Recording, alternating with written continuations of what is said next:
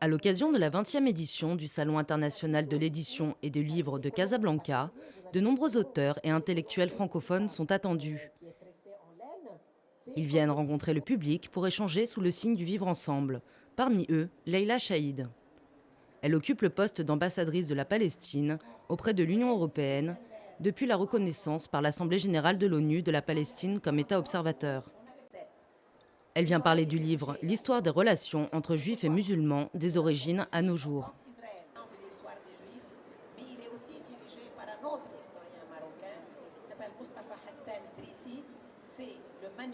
La réalité, c'est qu'aujourd'hui, il y a presque plus de juifs au Maroc, dans un pays où le judaïsme a été d'une richesse extraordinaire et très important pour l'identité juive arabe et berbère, mais aussi pour l'identité marocaine en général.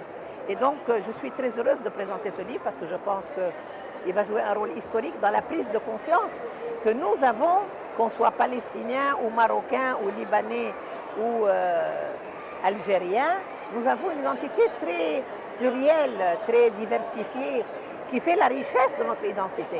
Et que bien sûr, le tort fait aux Palestiniens doit être restauré. Il faut que les Palestiniens disposent de leur pays, de leur indépendance, de leurs droits, mais qu'il ne faut pas considérer que chaque juif dans le monde représente M. Netanyahou.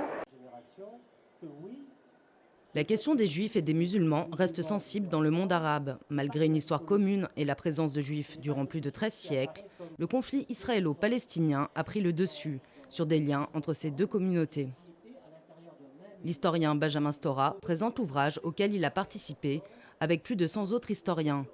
Benjamin Stora rappelle la nécessité de continuer le travail historique et notamment sur la guerre d'Algérie.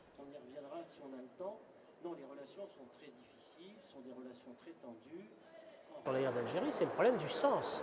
Est-ce que dans le fond, on regarde l'histoire coloniale en disant eh bien cette histoire dans le fond est positive, elle est correcte, elle est bien, ou bien au contraire, si on regarde cette histoire, c'est pour éviter qu'elle se répète, que les erreurs reviennent, que les exactions reviennent. Donc il y a aussi ce problème-là. C'est-à-dire qu'il n'y a pas simplement le problème de connaître ou pas connaître. Il y a aussi le fait que certains donnent de la connaissance, mais dans un sens. C'est une connaissance qui prend un sens qui est celui, quelque part, d'une réhabilitation du temps colonial. Donc la bataille aussi, elle se fait dans la divulgation des faits et dans le sens à donner à ces faits.